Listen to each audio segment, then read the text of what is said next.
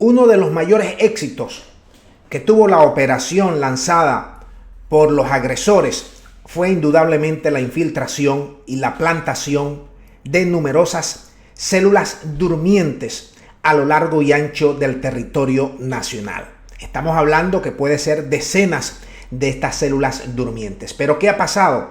Que con el correr de los días se ha desmantelado prácticamente la totalidad de estas células durmientes y se han conseguido lugares remotos verdaderamente increíbles.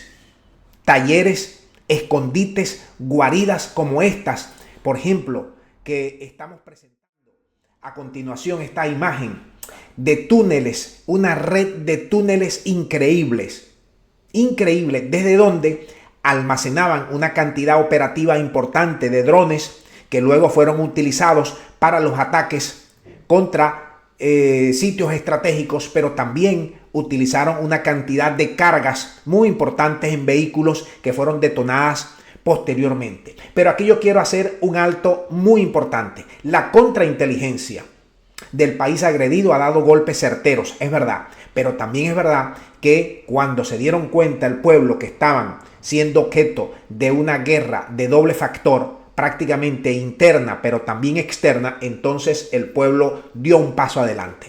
Empezó a buscar, empezó a vigilar todos estos movimientos extraños de gente que no era del lugar, o por lo menos que le parecía sospechosa, y comenzó a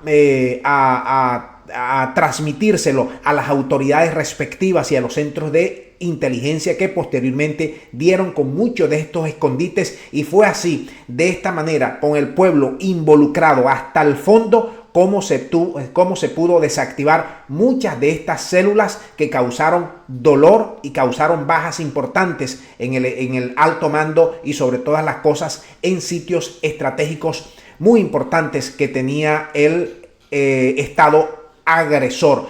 Por eso los agresores siempre mantuvieron de una forma arrogante, porque sabía que estas operaciones que tenían plantada allí durante años eran muy efectivas o podrían ser muy efectivas, y por eso estaban de esa forma insultantes, al menos los primeros 72 horas. Pero una vez que estas células fueron siendo comprometidas y fueron vigiladas y además denunciadas por el pueblo, en ese mismo momento se le vino destartalando gran parte de esas células internas que tenían allí como células durmientes. Y otro punto muy importante que aquí es bueno detallar: la mayoría de estos agentes extranjeros tenían la condición, tenían la preparación y tenían las instrucciones para atentar contra ellos, de ser posible. Es decir, que no fuesen agarrados con vida, efectivamente, para luego no ser sometido a los interrogatorios y de allí extraer información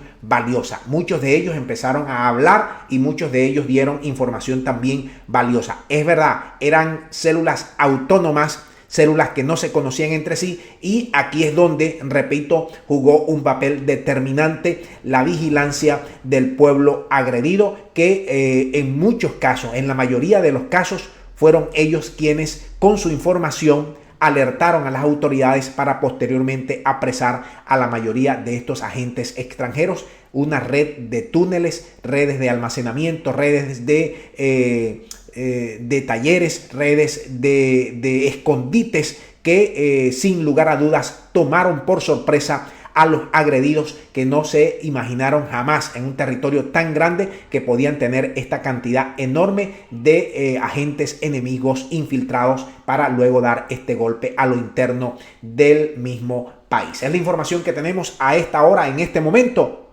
Espero sus comentarios. Muchas gracias. Nos vemos en el próximo capítulo. Hasta la próxima.